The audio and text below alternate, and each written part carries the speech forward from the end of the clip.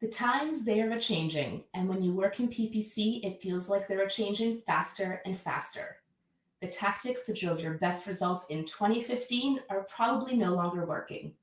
So what's a PPC practitioner to do? Welcome to PPC Zone September 2022. I'm your host, Jill Saskin-Gales, and I created this event to elevate new perspectives and insights in our industry. For those who are new to PPC Zone, here's how it works. Everyone is invited to apply to speak at PPC Zone on our website, ppc.zone. Each month, I select 3 speakers to share their expertise with us in 7-minute presentations. Then we get together for a live panel right here to answer your questions on YouTube and on LinkedIn. For those who missed the live event, you can watch the video recording afterwards on YouTube. You can listen to the audio recording afterwards in your favorite podcast app. Just look up PPC Zone. And you can also read the full transcript on our website. Again, the links to apply, watch, and catch up are all at ppc.zone. So what is working right now in PPC? Our first speaker in the zone is a paid media strategist with both in-house and agency experience. She specializes in captivating ad copy and A/B testing across more than 7 different PPC platforms. Now, she's here to share her perspective on leveraging UGC to improve your campaign click-through rates. Please welcome Luna Rocha. Thank you, Jill. Happy to be here. Whether it's Corn Boy or Trisha Paytas's baby, keeping up with social media trends can be a full-time job in itself. Luckily for you, you don't have to, because you can always hire an influencer. So that's why today I'll be talking about leveraging UGC for paid social. I think as advertisers, we tend to stick to our tried and true methods for generating leads and conversions, and we can be hesitant to incorporate new platforms, especially social media, since it's a constantly evolving landscape with a steep learning curve. So hopefully today I'll cure some of these pain points and give you a practical guide for getting started with UGC. So first of all, what is UGC? UGC stands for User-Generated Content. This is a term used across a variety of industries, but for marketing, I like to think of it as a partnership between a brand and a creator, and it falls under the umbrella of influencer marketing. Here are a few screenshots of what user-generated content tends to look like. As you can see, it kind of mirrors the native organic content on the platforms where they appear. And if you browse social media at all, you've probably seen these.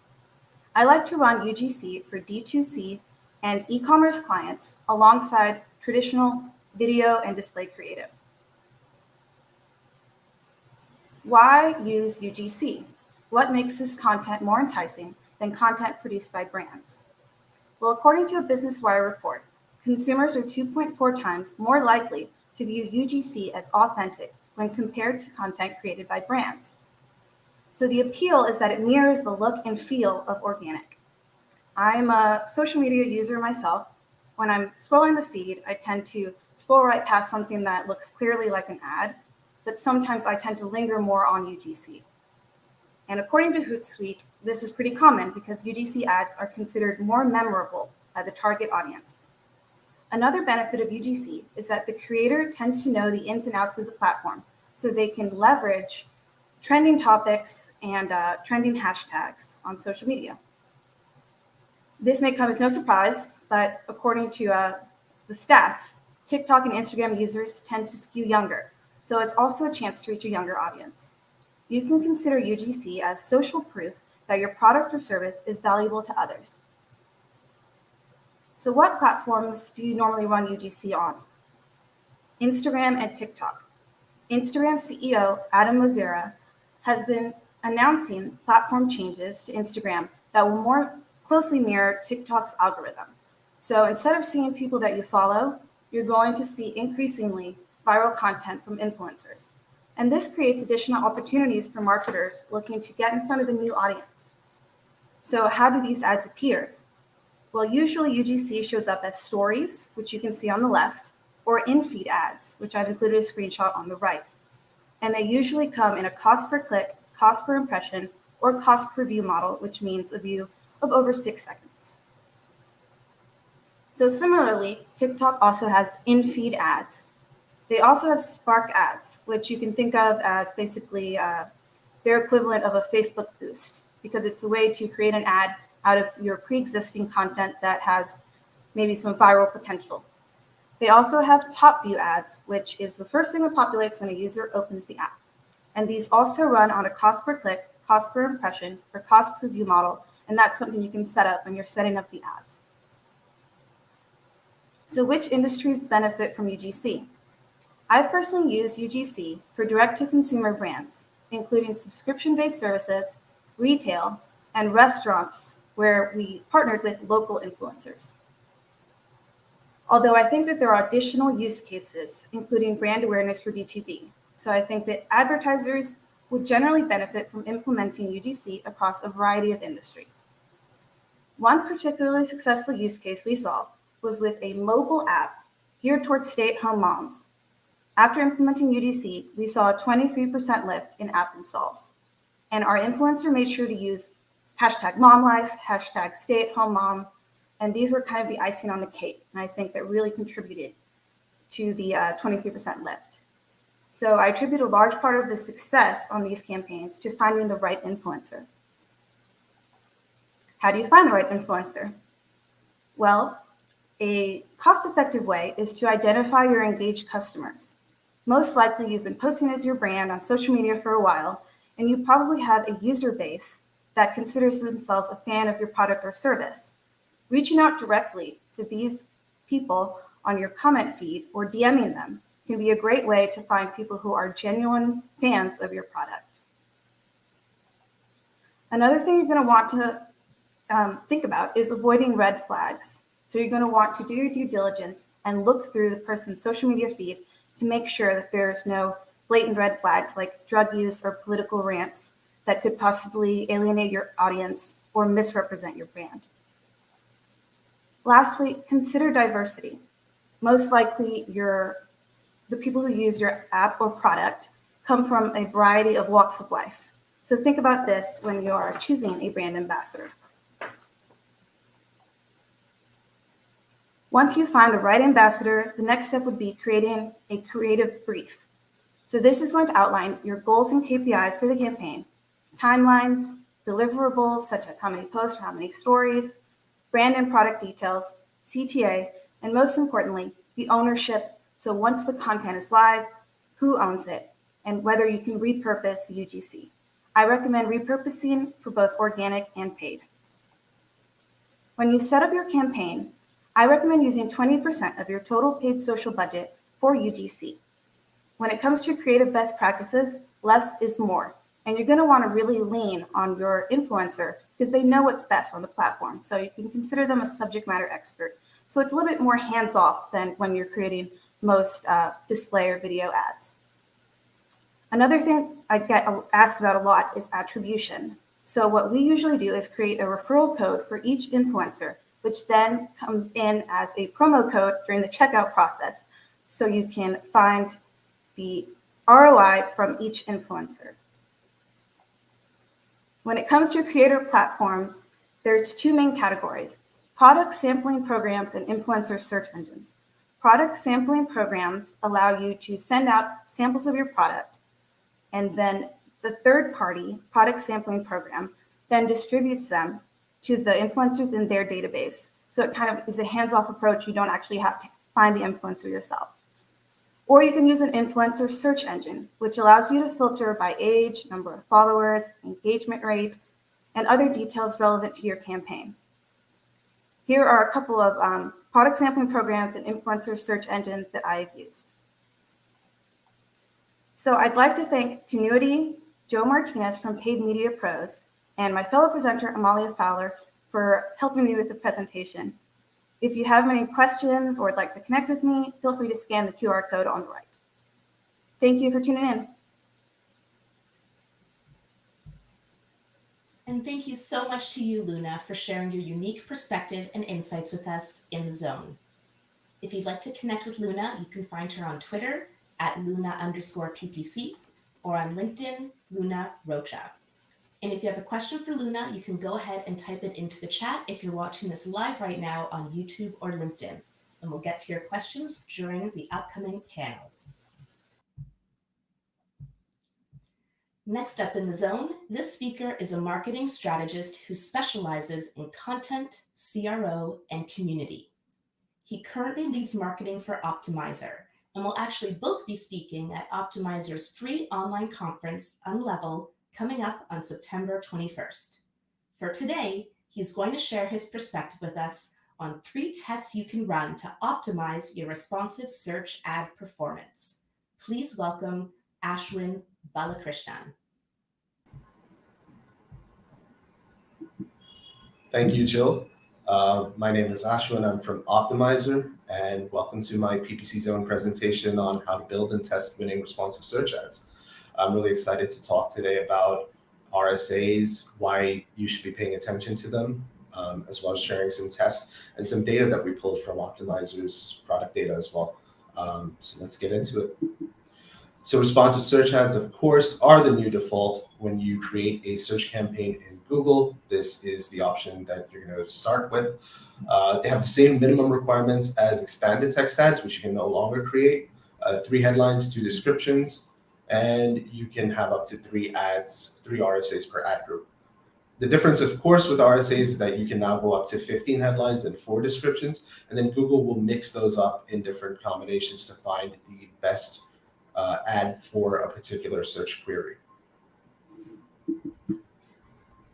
Now, one of the reasons that Google is moving towards more automated solutions like responsive search ads is so that anybody can open up Google Ads and start advertising quickly. In this process, though admirable, some of the inputs and recommendations from Google are not necessarily the best. And ad strength is one that you can disregard right off the bat.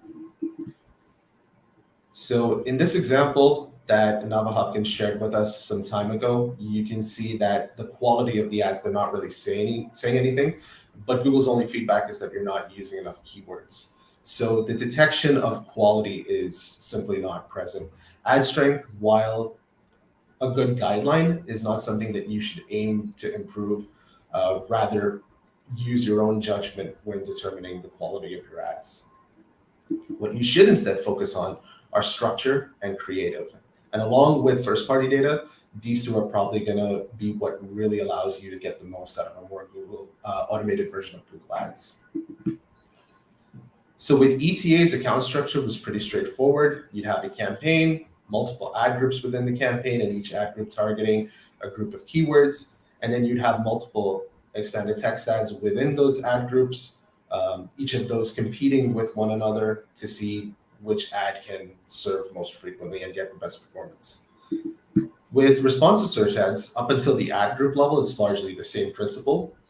But when you get to the ad level, RSAs don't just compete against other ads in the ad group, they compete against versions of themselves. So RSA 1, depending on the number of headlines, can have a certain number of combinations that present. So not only is it competing against the other 2 RSAs in your ad group, it's also competing against all the other combinations that Google thinks it might be a good fit for. So in order to find your best RSAs and build the best structure you can, there are 3 tests that we recommend running. The first of these is pinning. So another feature of RSAs is the ability to tell Google that certain headlines and descriptions should appear in specific positions. So you can pin one field to a specific position. You can say headline 1 should always show in the first position. You can then pin multiple fields to the same position. You can say your first 3 headlines, you can pin all of those to first position, and then Google will make sure that any one of those always serves as headline number 1. And the third thing you can do is pin all of your elements. Now, keep in mind, if you're pinning fully, you can only show 3 headlines and 2 descriptions no matter what. So the first 3 headlines and the first 2 descriptions that you pin will be the only ones that Google shows as part of your ad. Now, Google says that pinning is going to reduce your reach and is not recommended. Yes and no. Our data shows that even though unpinned ads have decent performance, when you pin some elements, though the CTR takes a small dip, the conversion rate does increase considerably. And for fully pinned ads, both CTR and conversion rate do go up. And our interpretation is straightforward. When advertisers have more control over how their ads show, the results tend to be better, which isn't surprising. The next test, probably the most important, as a copywriter, I would definitely prioritize this above everything else, is your messaging. So when you had ETAs, it was easy to go in and kind of build a campaign on the fly. With RSAs, it becomes much more important that you plan your structure out beforehand so you know what you're trying to achieve. You want to have good structure from top down, which means that you have a clear campaign goal and then you build things out so there's no overlap between keywords and ad groups. But you also want to make sure that it makes sense from the bottom up, that you're coming back to that same goal, and that your campaigns aren't cannibalizing each other or eating into each other's traffic. So messaging is one of the things that you can use to continually test the structure of your RSA campaigns. You can test calls to action, you can test value propositions, you can test variations in messaging. And if you're going to be changing things across campaigns, then you can use ad variations in Google Ads to make that happen pretty quickly and easily. We found from our data that sweet spot is 1 to 2 RSAs per ad group. This is where you do get a good increase to your performance. It does come at a small cost increase. But when you get to 3 RSAs, you don't really see the increase in performance that the cost increase justifies. And of course, the final test that you want to run is maximizing your impressions. When it comes to ETAs, it was pretty straightforward. If the keyword didn't work, it didn't work. You had to try something new. But an RSA with varied copy, as long as you're not fully pinning or making it too restrictive on Google, especially paired with broad match, this allows Google to then create new ads on the fly, qualify you for more auctions, and really be able to show your ad to more people. And that's really what RSAs are about, is maximizing the number of impressions that you can potentially get. And if you're going to run this experiment, we highly recommend having more text. More text clearly means more impressions. And if that's what you're trying to see, then we recommend maxing out on your text. So ultimately, why does this all matter? The bottom line is Google likes RSAs. We don't know why, whether it's because of an internal product decision or because RSAs tend to lend to better quality score, but they do get more than double the impressions of ETAs. But it's not just Google, even customers prefer RSAs. We see in our data that the RSA ad groups tend to get more than 50% more conversions than the ones with just ETAs.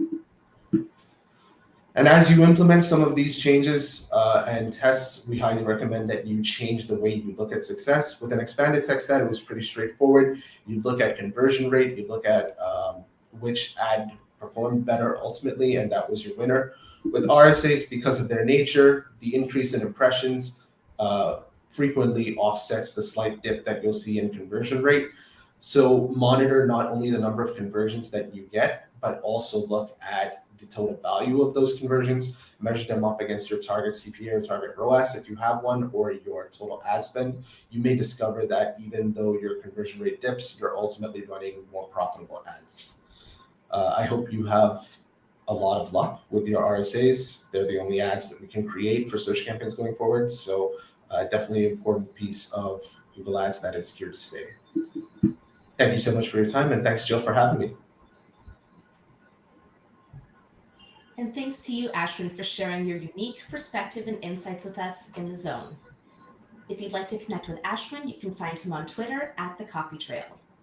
And if you have a question for Ashwin, go ahead and type it into the chat if you're watching this live now on YouTube or LinkedIn, and we'll get to your questions during the upcoming live panel. Our final speaker in the zone this month is the principal strategist at Good AF Consulting, a marketing professor and a top 25 PPCer. She has worked with over 160 Google Ads accounts across 3 agencies and is truly driven by her desire to help small businesses understand the complex world of digital. Get ready to take some notes because we're about to hear her unique perspective on the most common Google Ads errors and how to avoid them. Please welcome Amalia Fowler. Thank you so much, Jill. I'm so excited to be here and share some of this information with all of you today. So the theme for this month's PPC zone is what is working well. And I kind of flipped it around and wanted to talk about what still isn't working. My name is Amalia Fowler, as Jill mentioned, and I do a lot of ad audits. And therefore, I see a lot of common errors that happen. And yes, there's some that we're very familiar with, the lack of conversion tracking or not, adding negative keywords. But I want to kind of go on beyond those today to talk to you about the top 3 mistakes that I think we are still making, or really things that we should be considering when we're doing stuff in our ad account, when we're building out our campaigns. So this is, though, one of the common ones that I hear talked about a lot. The very first mistake is that tricky location setting within Google Ads. So the default setting when you build a campaign is the presence or interest setting, meaning that it doesn't matter if you have set a radius of 1 kilometer or, sorry, I'm Canadian, 1 mile around your business. Google is going to expand that if it feels like someone is interested in where you are. And this is something that we all think we know or that we consider to look out for. But I have audited agency accounts and really big brand accounts. And what happens when we build out so many campaigns is we forget to double check. But you're also not going to manually go through the 40, 50, 60 campaigns you might have running. So my favorite trick is to pull a report. You go to reports, you hit report again, you hit custom report and table, and you can create a user location report for yourself and save it that will show you which cities and countries your campaigns are spending in. And then also I like to include in the column section impressions, clicks, and cost. So I can see how much of my money, or the person I'm auditing's money usually, has been wasted to places that they actually didn't mean to target. The second point I want to talk about, or the second mistake, is about structure. So often accounts are built too deep or too wide for the budget that they have. A deep account has few campaigns, but with tons of ad groups in those campaigns. And a wide account can have few ad groups, but tons of campaigns. Now, too often people don't actually do the math of it all. If you have a very small daily budget and a very high average cost per click, and you have a very deep campaign with a ton of ad groups, you're probably not maximizing your potential. And so that is one of the big questions that I like to ask when I'm doing an audit. How many keywords are actually getting traction? What percentage of those keywords are actually responsible for the conversions? And is your existing budget being used as effectively as it can be? Now I'll stop and give the context disclaimer right now. The tips I'm giving are not for everyone. You could be making an opposite decision for a very good reason for your business, but I do want to suggest that everybody take these steps. Download your keyword data, but only from existing campaigns and ad groups that are enabled. Organize that data in Excel and get rid of any headings that you don't really need. Delete the summary information at the bottom and then pivot. You want to have a pivot table that can tell you how many clicks you're getting, or how many keywords are getting clicks and how many keywords are getting impressions. In this account I looked at, there were 140 keywords total, but 35.7% of those keywords had never had an impression in the life of the account, and 65% of them had never had a click. Typically, to me, this means that we need to look at restructuring, either eliminating keywords that aren't getting traction for ease of management, moving them to a new campaign and assigning them a specific budget, or really considering if we're cannibalizing when we shouldn't be. As an industry, I personally think we need to move away from the number of keywords being a determination of an account that is well built. And I will add this disclaimer. In terms of eliminating keywords, if you're running Performance Max, be careful with that, because there's that whole situation with how negative keywords work there that you don't necessarily want to accidentally trip something up. Now, the third thing that I wanted to talk about today is mindset. And you may be thinking to yourself, how can the way we think be an error in Google Ads? Well, a lot of the time we talk about platform when we're talking about Google Ads. And I want to talk also about the people part of it. And here's what I mean by mindset. There is not only one single right way to manage an account. And we can get so caught up in our way that we forget that we need to be learning from each other. You want to be challenging yourself. Ask what long-standing biases that you have that may be holding you back. Actively seek out alternative points of view from other people. Find someone who thinks differently than you and ask how they manage their accounts. I am squarely in the Google skeptic camp, and by getting to know Jill, we've had a debate before, who's on the other side a little bit, I've been able to expand my definition of what a good account is. And I have become a better PPC marketer because I know her.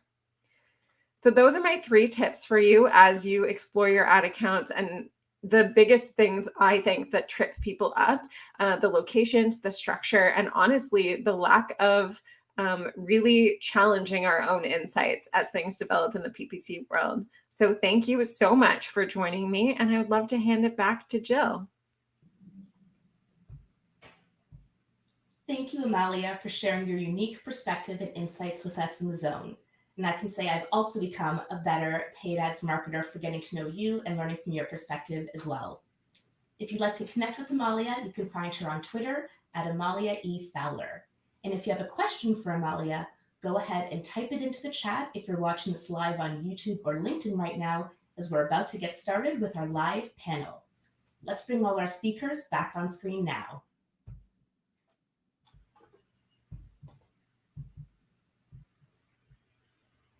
This is PPC Zone September 2022, and we're talking about what's working now in PPC. I'm your host, Jill Saxton-Gill, and I've created this event to elevate new perspectives and insights in our industry. I'm here with Nina Rocha, who can be a strategist at GoogleWorks. We just spoke about leveraging UGC for your paid social campaigns. I'm here with Ashlyn Balakrishnan, marketing lead at Optimizer, who just spoke about proof testing can done to optimize your Google Ads RFP approach. And I'm here with Amalia Fowler, principal strategist and marketing professor, who just spoke about the Google Ads strategy and policy playbook. Welcome all to the live panel. We've got a lot of questions here today, so we are going to get through as many as we can over the next 15 minutes. So first off, we have a question here for Lena, who spoke earlier about UGC and working with influencers. Mike wants to know, what is the price range for working with influencers? Lena? So it really depends, and luckily that's something that you can filter for in these influencer search engines. But generally, if you're using a micro influencer, which is someone with a couple of thousand followers, it's going to be roughly like 50 to a couple hundred per post. And it just goes up based on how many followers. I mean, of course, someone like Kim Kardashian can charge $100,000 per post. But yeah, it really depends on how many followers they have. Got it. Thank you. And next up, we had a question for Ashwin from Riley. Riley wants to know, you spoke about ad strength and how that relates to RSA performance. So does ad strength have anything to do with the optimized for best performing ads ad rotation setting? Ashwin? Oh, we can't hear you right now. I think there we go. There we go. Sorry. No, there's no correlation. This has been proven conclusively. PPC Hero actually published a blog post where I think someone from iProspect conducted a study where they had two groups of RSAs, one which was high ad strength, and the other one was they pinned stuff, they did things that Google recommended as not best practices. and there was absolutely no difference in performance. So Google, when they look at your best performing ads, they're going to look at signals like keywords, they're going to look at intent, they're going to look at actual historical performance. They're not going to look at ad strength. So ad strength is just something it's a guideline. And if you want to completely ignore it, that's fine. But best case scenario, you can use it as a measuring stick, but you don't have to use it as the benchmark of success. So to be straightforward, no, it does not factor in. Great. Thanks for clarifying that for us. And then this next question comes from Gavin. I know we're all Google Ads practitioners here, so everyone might want to weigh in on this one. Gavin says, hearing that broad match use in Google Ads has gotten better, and the recommendations I always see are to use broad match, but I feel from the past that crazy results would occur, so a little gun shy to test it out. Do you think it is different now? So I'd actually love to go around the horn. I'm sure we all have opinions on this. Broad match keywords in Google Ads, would you test it or not? And what's one thing you might use to help you determine whether or not to test it? I see Amalia smiling here. Would you like to go first, Amalia? Sure. So I too was very gun shy with broad match. And I will say that in most of my accounts, it makes up at less than 5% of the total keywords. I still do not trust the matches. I mean, I said I'm a Google skeptic and I have reconsidered some of that, but like it still runs deep. I still don't trust it. And I work with a lot of clients who have limited budgets. So that's a big factor. So I would say if you're going to use it, and I will also say I work in lead gen mostly. So people in e-com have very different opinions about this, and that's very fair. In lead gen, in my accounts with my small budgets, I don't use it because it tends to overspend. It tends to take a big portion of the budget. I will test it and use it if I am confident that my negative keyword list is chef's kiss, that it is the most robust it can be. And then I'll give it a try. Yeah. I do have some accounts that have it, but I never start with it. And I'm still I would say a late adopter of anything automated in Google, but this one is for good data-backed reasons. Got it. And I guess Luna or Ashwin, did either of you want to add a different perspective or a +1 to Amalia on that one? How do you feel? I would agree with most of what Amalia said. We are not using broad match for most of our clients. And I think it really does come down to having, constantly looking at search terms, making sure that the negatives are all up to date and you're not wasting spend on irrelevant searches. The only time that we do use broad match as a general rule is for Google Ad Grant accounts because we're trying to get as much visibility there as possible. That's a great call out. Yeah, there's always exceptions to the rule, right? Ashwin, did you want to add anything here? Yeah, so like everything else in Google's machine learning, a lot of this is predicated on how much data is there. So if you are targeting keywords that don't have a lot of search volume, you're probably not going to get the best results out of broad match. But if you are targeting keywords, for example, in a very popular consumer product segment that gets millions of searches every single day, Google's going to have data in terms of what searches from those keywords end up becoming related searches that convert well. So again, it depends entirely on your business, what keywords you're targeting. More mainstream businesses tend to have better results with broad match, but more niche businesses where the volumes are low, you may not have the best results. In that scenario, I would say you can probably use it to identify negative keywords and just kind of clean the campaign up a bit. But do keep in mind that when you use broad match, you may end up paying for keywords that have higher CPCs than you're used to. So keep an eye on budgets. If that's something that's important to your business, that you don't end up spending too much, you may not want to use broad match. And one more thing I'll add to that, if you're gun shy to test broad match, I'd recommend testing a dynamic ad group first. Like from most control to least control, let's say it's like exact match and then phrase match, and then it's a huge leap to get to broad match. So I would say, like, if you want to test more of it, a dynamic ad group, I feel like has a little bit more control. You pick your specific landing page targets. And if that works, then you want to go further than broad match. Whereas if dynamic does not work for you, broad match isn't going to work for you either. I know we could have a whole PPC zone all about broad match. We do have some other questions here that I want to get to today. So Riley had a question here following up on Amalia's presentation.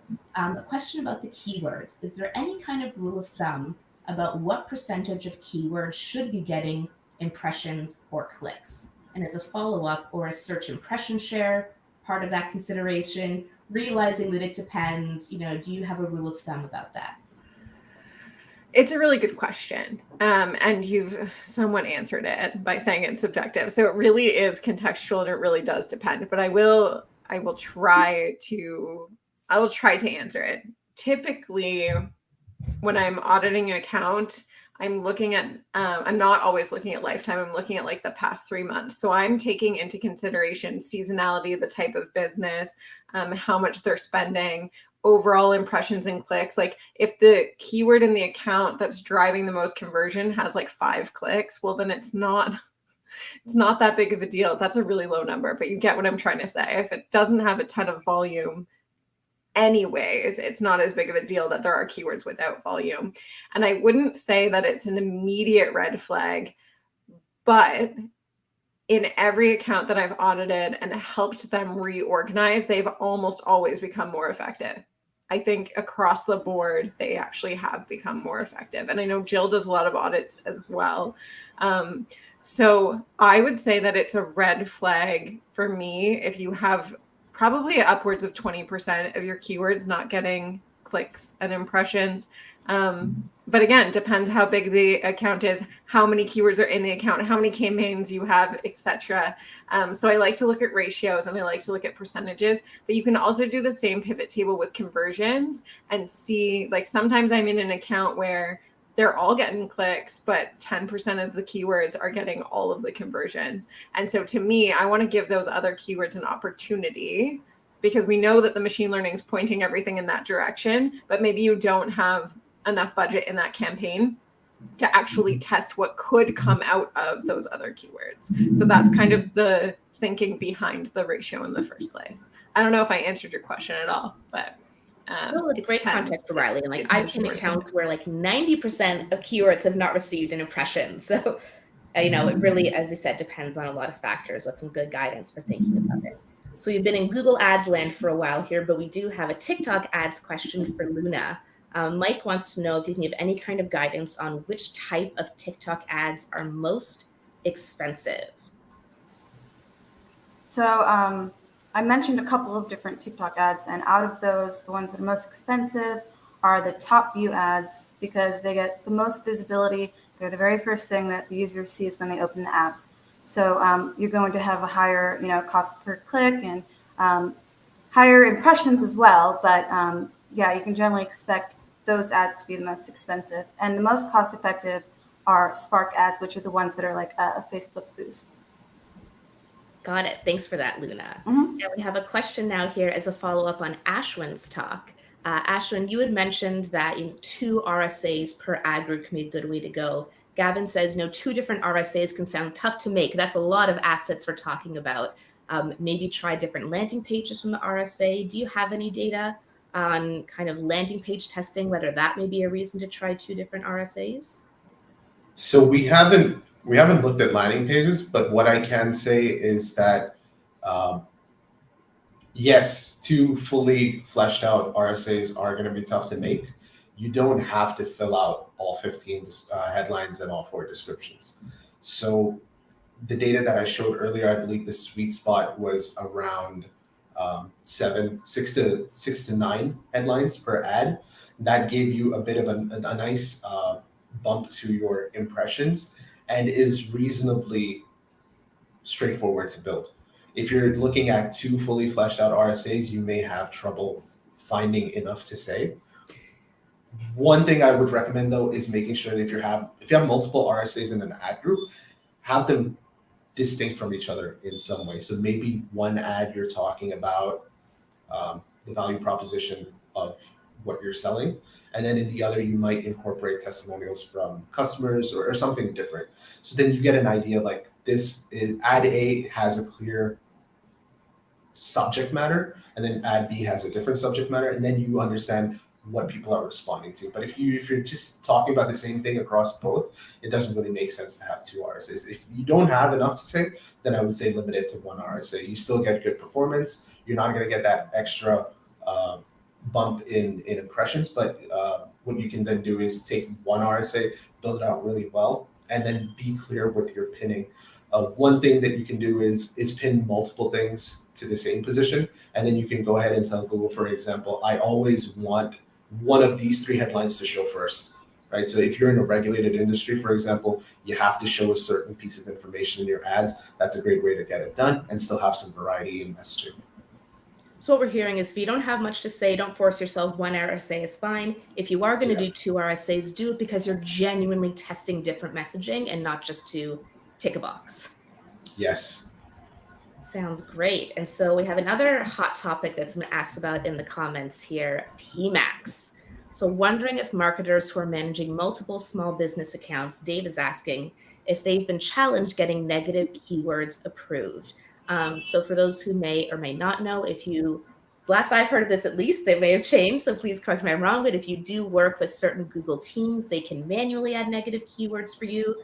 But then we've talked about people being able to add their own negative keywords. So I don't have personal experience with this. Does someone able to add context here about adding negative keywords for PMAX? So the last I heard, I'm going to disclaimer this, but the last I heard, and it is September 2022, so next month when you're watching this back, look it up again, is that you can only add negative keywords at the account level by yourself.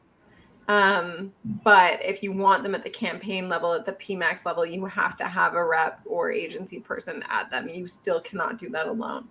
That is the last I heard. I also heard, and I say heard because I don't run them, because I don't trust them, because Google skeptic. Also, I've heard they're much better for e-com. But last I heard, if you have that keyword, a keyword present in a different part of the account, then PMAX won't target that keyword, which is why I had that little disclaimer in my 7 minutes, which is if you're running PMAX, ignore me about ease of management and cleaning up keywords that have no impressions and no clicks, because that's going to make your PMAX go wild.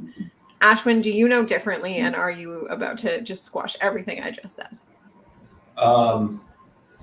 It's pretty close. Pretty close. No, we don't run PMAX, but I have heard largely what we've heard. With one small change, I think you can only get campaign level negative keywords added through a Google rep. I don't think agencies can do it themselves. Oh, I meant an agency rep, but I may not have said the second word, so I appreciate the clarification. You do have to go through Google ultimately. Yeah, and so to answer Dave's question, it is a challenge. They probably don't have access. Most of the accounts I audit would not be able to do it. So you have to either not run it, or you have to do it one of the hacky kind of ways, which is just add everything you want as a negative keyword, as a keyword somewhere, or have account level negatives. But then it gets really tricky with branded keywords and branded campaigns. So yeah, we'll blame Google for my unsatisfying answer on that question. No, it's the number one complaint I've heard about PMAX, especially for smaller budgets, smaller business owners, that like, if it gets great performance, which sometimes it does, sometimes it doesn't, you look at your insights tab and you see that most of it's coming from brand. You're like, I don't want that. I have a brand campaign already. But if you want to add brand negatives, you have to negative them across your whole account, not just the specific campaign, unless you're large enough to have a Google rep. Which is why it feels like every week there's a new announcement about PMAX and features changing. So perhaps this will be changing for us soon. There is also a tool that will generate all the variations of a specific word. So you can go to it, put your brand name in it, make it generate every single misspelling, and then add them all as keywords in your branded campaign, and then just try to get ahead of every single possible version that could ever come through. But then my pivot table trick doesn't work unless you filter that out. Fair enough. Well, our time this evening is almost up. So thank you once again to Luna, Ashwin, and Amalia for joining us today. And also a big thank you to Joe Martinez and Fred Valleys for mentoring our speakers. All right, it has been a Google heavy day today. So next month at PPC Zone, October 2022, I'm thrilled to present PPC More Than Google and Meta, featuring experts in Microsoft ads, Pinterest ads, and TikTok ads. Go to ppc.zone to set a reminder. You don't want to miss it. And to learn more about PPC Zone and our speakers, or to apply to speak at an upcoming event, visit ppc.zone. I'm your host, Jill Saskin-Gales. You can find me on Twitter at Jill Saskin-Gales. I look forward to seeing you next time in the zone.